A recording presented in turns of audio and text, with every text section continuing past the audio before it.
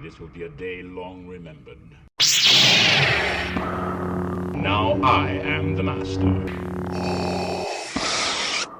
Welcome to another episode of Legends and Theories. This is my review of the premiere of The Falcon and the Winter Soldier, which I think was a pretty good show. I definitely enjoyed it, and I was up pretty late to watch it.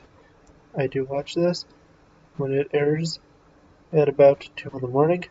I didn't expect something this long of an episode, especially compared to shows like WandaVision and The Mandalorian, which typically had 30 to 40 minute episodes, and I was surprised to see when I looked at it that there was 50-minute episodes. And it's kind of surprising that for this entire first part, since this episode is a 6-part event or show, that Bucky and Sam haven't met at all in this, for at least the events of this show, because of course they have met before, but they have not interacted at all on the show yet. But it was definitely using this episode to set up the rest of it, and I'm wondering if each episode will be about 50 minutes long or be shorter.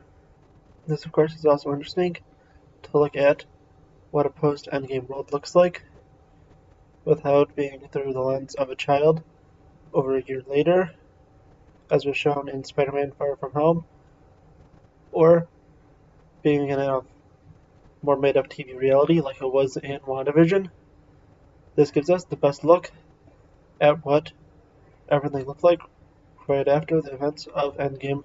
I think that the opening with Sam was a pretty interesting one, to see him doing all that adventures and taking that plane and fighting, I believe it was that one guy that Captain America fought on the boat inside of the beginning of Winter Soldier. But there was also the fact that I feel like it was just pretty okay with what was going on with Falcon after. I was definitely more interested in what was going on with Bucky as he was trying to make amends for all the terrible crimes he has committed while being brainwashed by Hydra.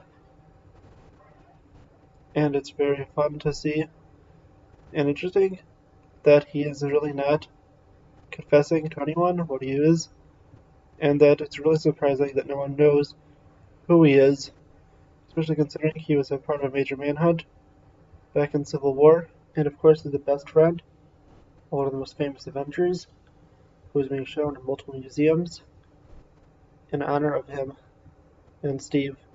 Of course, looking at who are the villains of the show, at least for now, as I'm really not sure how Zemo fits into this.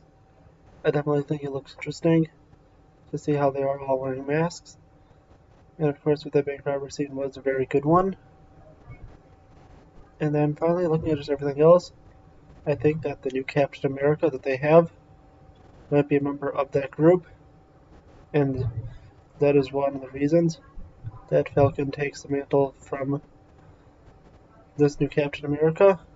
Not only the fact that he was tricked, but also it could be a very Winter Soldier version where we turn out that this new Captain America is actually evil and working for the villains.